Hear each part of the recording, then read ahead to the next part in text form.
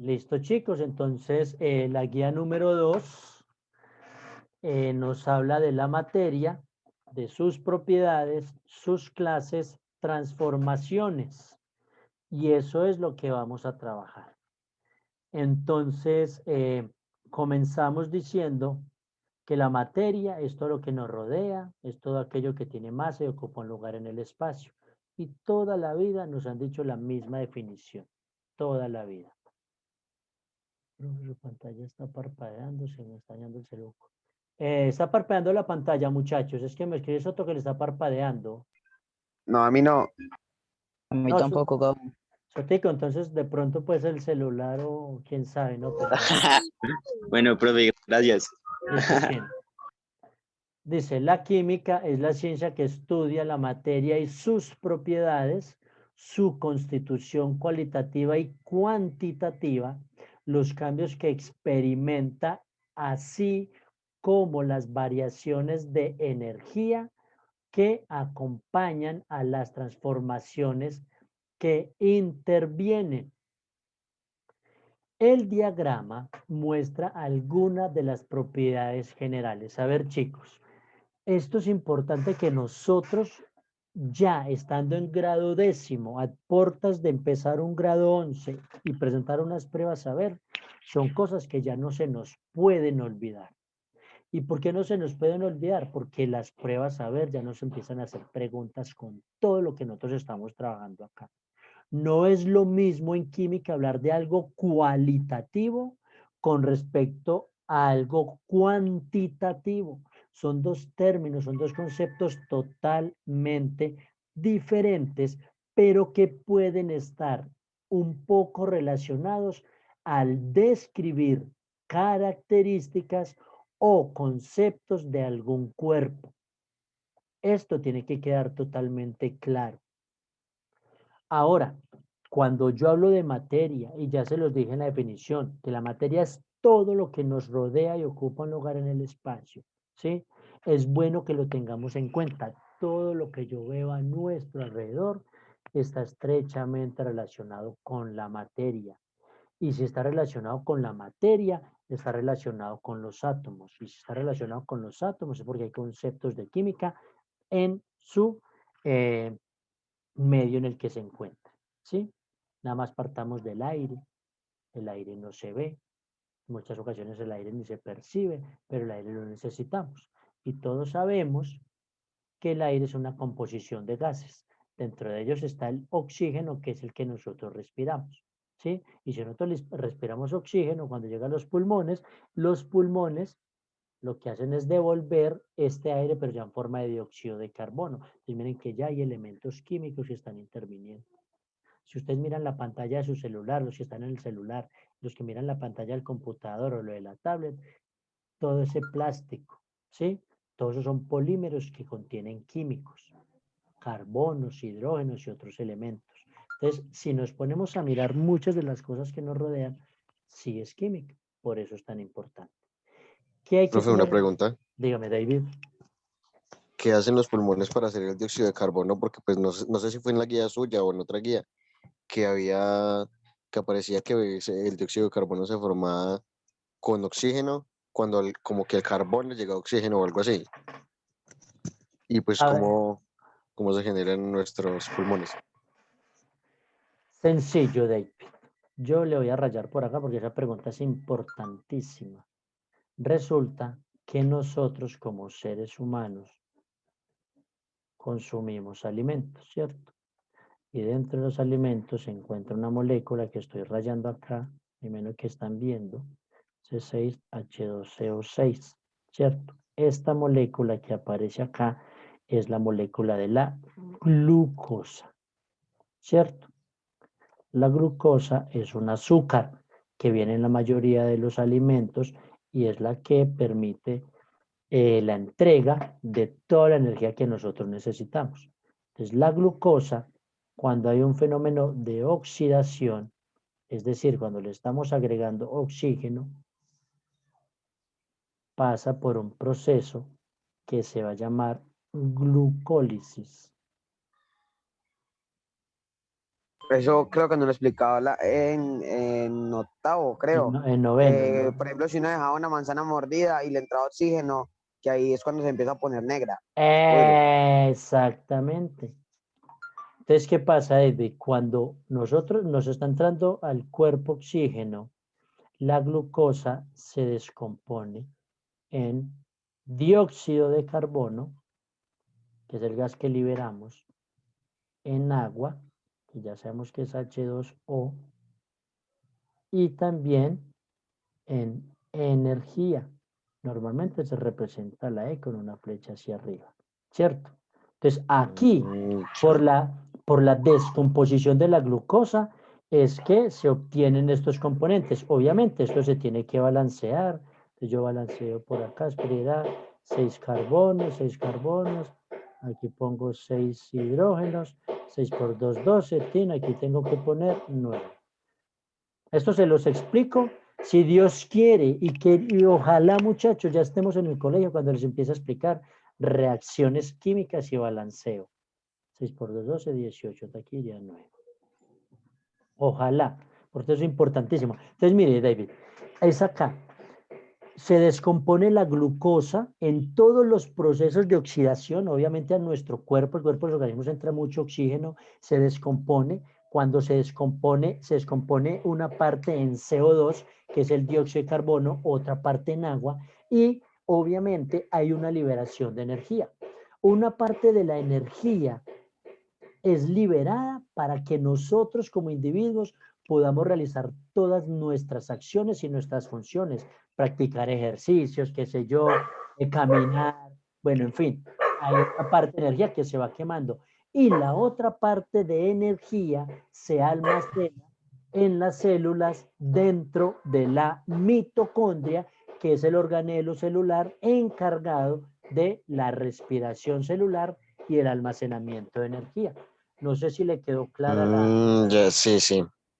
Sí, entonces eso es lo que pasa, porque nosotros necesitamos alimentarnos, ¿sí? Porque nosotros necesitamos Ya. absorber la energía de los alimentos, pero esa energía se obtiene por medio de la glucosa. ¿Listo? Listo, Gabo, gracias. Bueno, gordo. Entonces ahora seguimos. Cuando yo hablo entonces de materia, vamos a hablar de unas propiedades, ¿cierto? Las propiedades, como dice en el recuadro, hay propiedades generales, pero también hay propiedades específicas. Cuando hablamos de generales, son aquellas propiedades que todos los cuerpos lo tienen, todos. Todos los cuerpos tienen masa, como aparece en el diagrama, todos los cuerpos tienen volumen, todos los cuerpos tienen peso, todos los cuerpos tienen porosidad. Aquí nos faltaron otras, ¿cierto? Pero pues vamos a basarnos de estas dos. Y cuando yo hablo de específicas, es que aquí ya no todos los cuerpos la presentan. ¿Listos? Y las específicas se dividen como en dos grupos fundamentalmente. En unas que son las propiedades físicas, que son, ahí dice la definición, son aquellas propiedades que impresionan nuestros sentidos sin alterar su composición interno-molecular. Cuando ustedes tienen un pedazo de plastilina y empiezan a moldarlo, miren que pueden cambiar de formas, pero sigue siendo la misma plastilina, ¿sí? Cuando se pinta una fachada de una casa, por ejemplo, ¿cierto? Sigue siendo la misma casa, solo que cambia el color, pero específicamente sigue teniendo las mismas propiedades.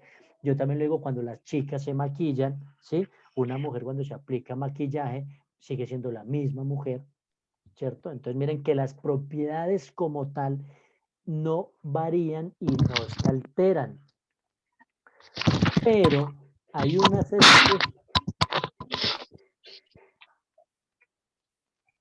por favor nos silenciamos. Hay unas específicas, principalmente las químicas, que aquellas ya hacen que la composición o la estructura, sus componentes cambien, ¿sí? Entonces, por ejemplo, cuando ustedes tienen un pedazo de madera y lo queman, ¿cierto? Se convierte en carbón, cambia sus propiedades.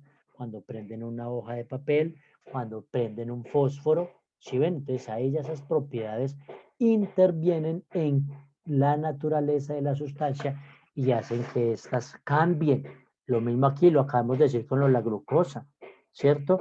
Si yo someto la glucosa a un fenómeno de oxidación, que es una reacción química de combustión, ¿sí? Entonces miren que ahí la naturaleza de la glucosa cambia y pasa a ser otra sustancia. ¿Listo? Entonces miren que eso es bueno que lo tengamos en cuenta. ¿Cuándo es una propiedad general y cuándo es una propiedad específica? ¿Sí? Y obviamente aquí voy a hacer la acotación. Miren que yo con la masa, ¿y qué me contesta esto? ¿Qué me contesta? Con la masa y el volumen de un cuerpo, ¿yo qué puedo determinar? ¿Quién se acuerda? La densidad. Densidad. Eso, muy bien, la densidad, ¿cierto? Entonces miren que hay propiedades generales que permiten que yo pueda determinar una propiedad o una magnitud derivada, ¿cierto? Para que lo tengamos en cuenta. Ahora, también recordemos que no es lo mismo la masa que el peso, no es lo mismo. Ambos tienen diferencias muy marcadas. La masa, por definición, es la cantidad de materia que tiene un cuerpo, ¿sí? Cuando ustedes van a una báscula, ustedes no se van a pesar, ustedes van a ir a medir la cantidad de masa que están presentando. Ah, es que yo peso 80 kilogramos, yo peso 65 kilogramos, yo peso 50, lo que sea, ¿sí? El término peso está mal usado cuando van a medir. ¿Usted cuánto pesa? Si ustedes quisieran saber cuánto pesan, tienen que multiplicar el peso de ustedes por 9.8. Porque es que la definición de peso está relacionada con la fuerza de gravedad que se ejerce sobre un cuerpo. Y de ahí es la tendencia de que todos los cuerpos caigan. ¿Sí me hago entender? Entonces, si yo peso 80 y lo multiplico por 9.8, eso me da casi 800, ¿cierto? Y eso ya se mide en Newton, el peso. Y la masa es en gramos o en kilogramos. Entonces, miren cómo está la diferencia entre la masa y el peso de un cuerpo. ¿Listos? Entonces, espero haya quedado claro. Espero, voy a mirar el chat que hay como que 4 publicidad. Por acá, bueno, Sotico. Kevin Mondragón se pausó. No, gordo, no estamos pausados. Profe, una pregunta. David. La densidad es como más, pues no, ya no es definición como general, sino ya como más específica. La densidad es como el número de átomos que tienen un líquido. Ejemplo, si usted coge en un vaso y echa agua y en ese mismo echa aceite, no se van a juntar porque tienen diferentes densidades. Entonces sería como que cada una tiene diferentes átomos, entonces por eso no se juntan, ¿ok? De pronto no es que sean diferentes átomos, sino diferente composición.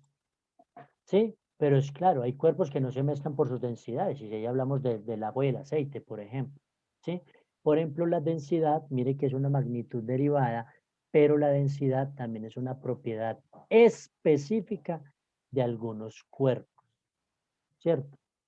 Y la densidad con Sí. respecto a los valores es el mismo. Usted puede tener una gota de agua y puede tener un vaso con agua y tienen la misma densidad ambos, ¿sí? Entonces, las densidades hacen que hayan cuerpos diferentes, ¿cierto? Por eso hay cuerpos que flotan, por eso hay cuerpos que se hunden, por sus valores de densidad con respecto a sus propiedades específicas. ¿Sí me hago entender? Sí, yo creo. Yo creo, o sea, yo creo que en las mismas. Ok. El punto de No referencia sé si más o menos entendí. el punto de referencia normalmente que nos dan a nosotros cuando estábamos en la universidad para determinar los conceptos de densidad es pensar en la densidad del agua. La densidad del agua es 1 gramo sobre centímetro cúbico. Todo cuerpo que flote en el agua tiene menor densidad. Todo cuerpo que se hunda en el agua tiene mayor densidad. ¿Sí? Y esto entonces hace que las características de los cuerpos sean diferentes. Por eso hay cuerpos que se disuelven en agua, pero hay cuerpos que no se disuelven en agua. ¿Sí?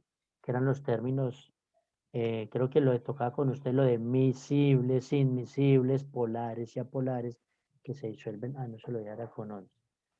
Que los términos No, eso con miscible, otros no. no, miscible, que se escribe con SC, aquí lo voy a escribir, vea, miscible, es un término que indica que se disuelve, mientras que inmiscible es un término que significa que no se disuelve. En química, miscible o polar, inmiscible o apolar. Es decir, se disuelve o no se disuelve en el agua. ¿Sí? Todo esto está relacionado con las densidades de los cuerpos. ¿Listo? Bueno, chicos, entonces ya vimos las propiedades. Ya ves, entendí un poquito más. Bueno, entonces ahora vamos a ver un poco de la parte de las transformaciones de la materia.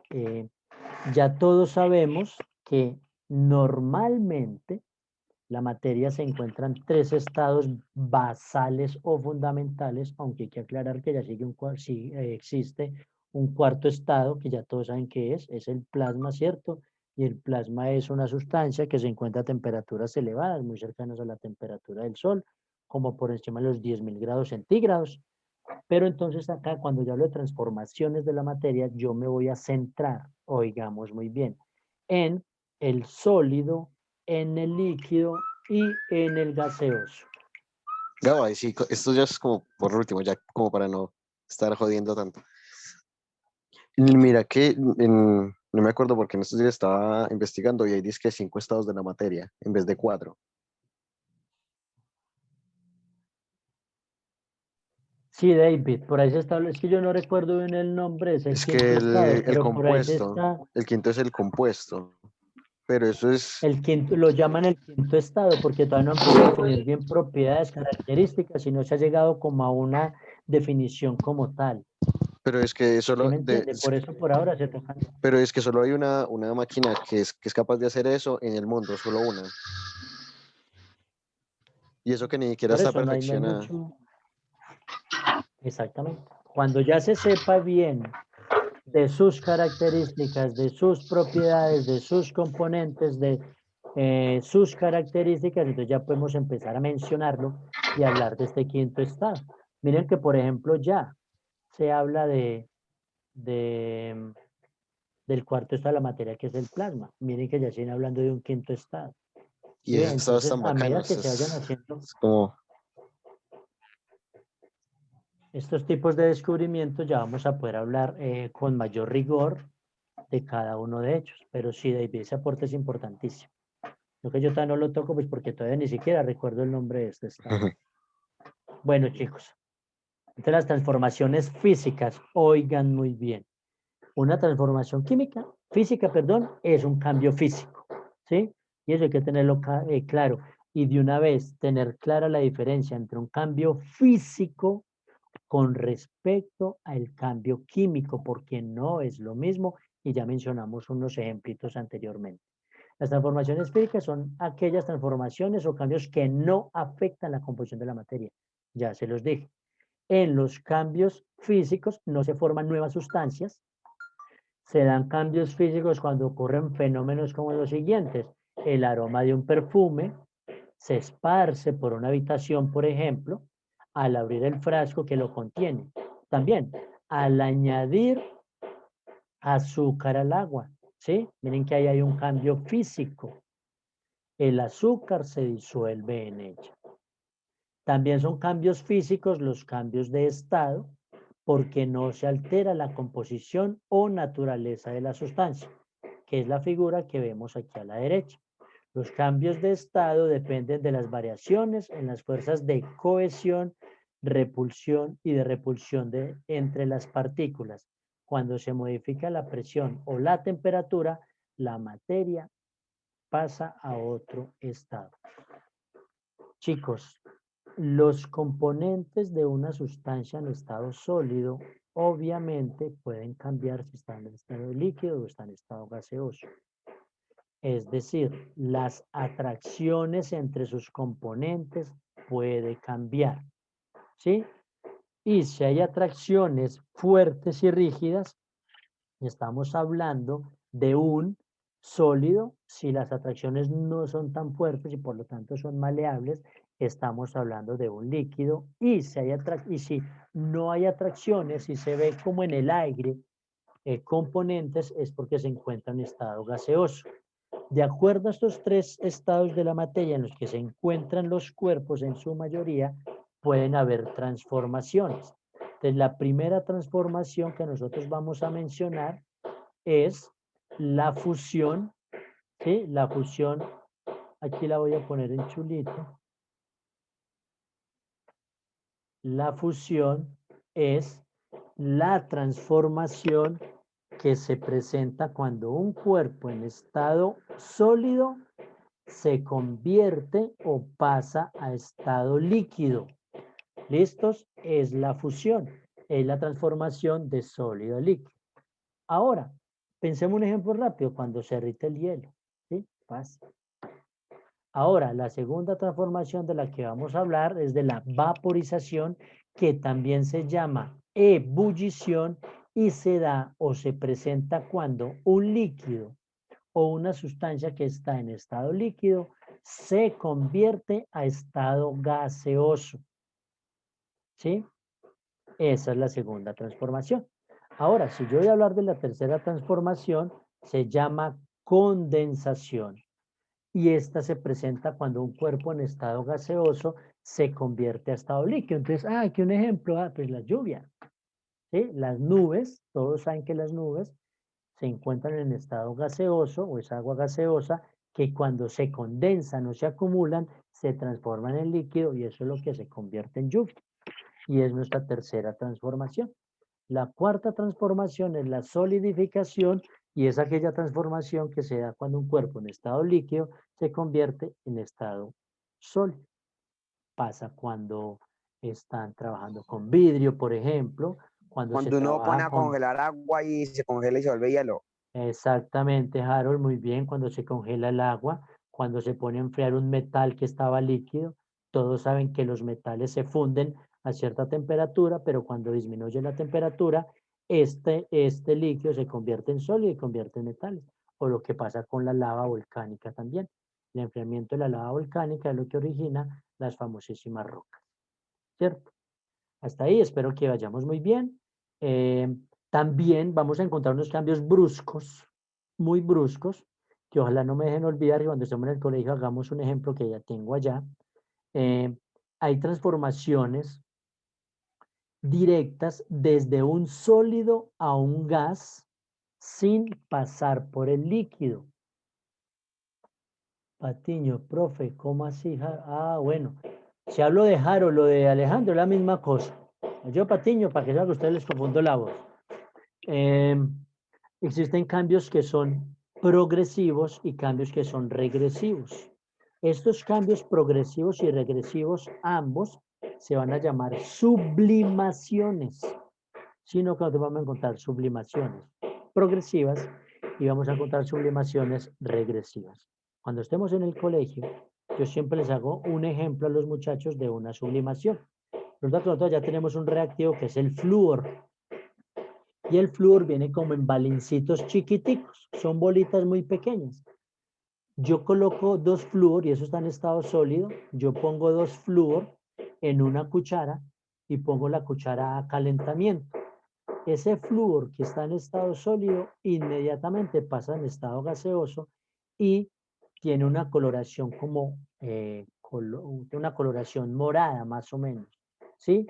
Y inmediatamente se ve el gas. Es muy bonita la reacción para que por favor cuando estemos en el colegio me recuerden, yo les hago la representación de esta Profe, sublimación.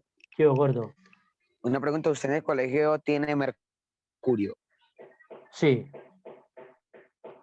sí hay un frasco de mercurio por... No, solamente preguntaba para... Yo quería ver mercurio. Sí, el único metal líquido de la naturaleza. Sí, tenemos mercurio, gordo. Bueno, seguimos. Ahora, las transformaciones químicas. Y ojalá esto también lo hagamos cuando estamos en el colegio, algunos laboratorios caseros de reacciones que se hacen normalmente estando allá. Entonces dicen, transformaciones químicas. Son aquellas transformaciones o cambios que afectan la composición de la materia. En los cambios químicos se forman nuevas sustancias, por ejemplo, cuando ocurren fenómenos como los siguientes. Primero, un papel que arde en presencia de aire, que es combustión, un metal cuando se oxida en presencia de aire o agua, Por eso cuando ustedes ven que colocan un metal en el patio o en la calle, se empieza a oxidar, ¿cierto? Por la presencia de oxígeno o agua. ¿Y por qué agua? Porque el agua contiene oxígeno, ¿sí? Podemos decir que cambió el tipo de sustancia, convirtiéndose en otra totalmente diferente. Por eso se dice que se produjo una transformación química. Las transformaciones químicas se producen reacciones químicas y una reacción química se da cuando dos o más sustancias entran en contacto para formar otras sustancias diferentes. Este año, cuando empecemos a ver nomenclatura, nos vamos a dar cuenta que yo tengo un hidróxido y lo combino con un ácido, por ejemplo, al reaccionar se me obtiene una sal y agua. Es lo que me están queriendo decir ahí.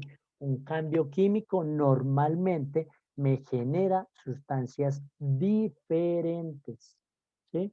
Y si nos vamos a un ejemplo sencillo, en casa, yo tengo una cuchara, bueno, tengo una pizca de azúcar, yo le agrego agua y lo empiezo a revolver. Colóquelo debajo de una vela. ¿Qué va a empezar a pasar ahí?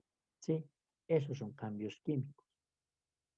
Sí, lo que pasa es que la cuchara se daña, pero el que lo quiera hacer o el que lo pueda hacer o más adelante, cuando empecemos a ver como práctica se van a dar cuenta cómo ahí se forma o se genera un cambio químico. Clases de materia. Bueno, chicos, pero yo miro una cosa. Bueno, pues yo miro una cosa. Listo. Cuando veamos clases de materia, en clases de materia se los explico una parte, ¿sí? Y vamos dejando ahí como terminar pues nuestra clase de hoy. ¿Qué hay que tener en cuenta? Entonces, miren, haciendo un resumen breve, en esta guía hemos hablado de la materia, hemos hablado de las propiedades de la materia, ¿cierto? Y hemos hablado de transformaciones de la materia. Recordar que las transformaciones se dan en dos procesos, transformaciones físicas, pero también transformaciones químicas, que es lo que se acaba de explicar. Ahora vamos a hablar un ratico de las clases de materia. Las clases de materia, entonces, lo primero que tenemos que decir es que las vamos a encontrar en dos conceptos. En sustancias puras, que es la primera, y en mezclas. Ahí es donde se dividen las clases de materia. Clases de materia, sustancias puras y las mezclas.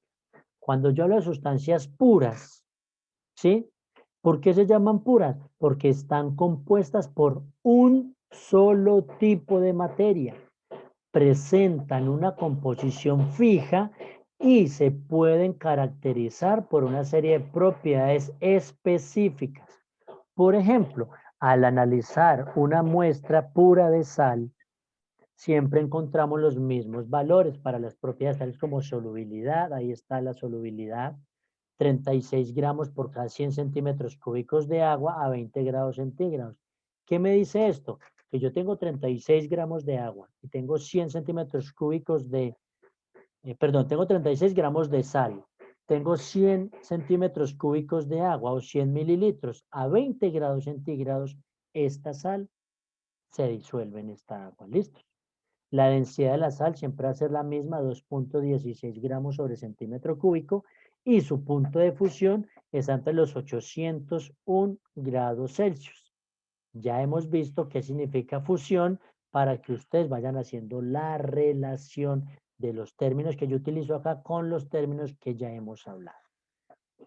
Si nosotros nos vamos para la tabla periódica, por ejemplo, todos los elementos, y esto aparece por acá, sí, me voy a adelantar un poquito, todos los elementos de la tabla periódica son sustancias puras y cada uno de ellos tiene propiedades que son todos los valores que aparecen en esta tabla periódica. Absolutamente todos estos son los valores que nunca van a cambiar. Dice por acá, las sustancias puras no pueden separarse en sus componentes por métodos físicos.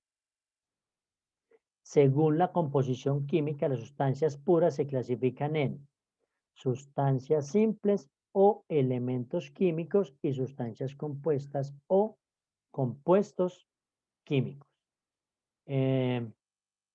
Voy a dejar así la clase por hoy, va a salir de pantalla compartida, no sin antes hacer dos acotacioncitas.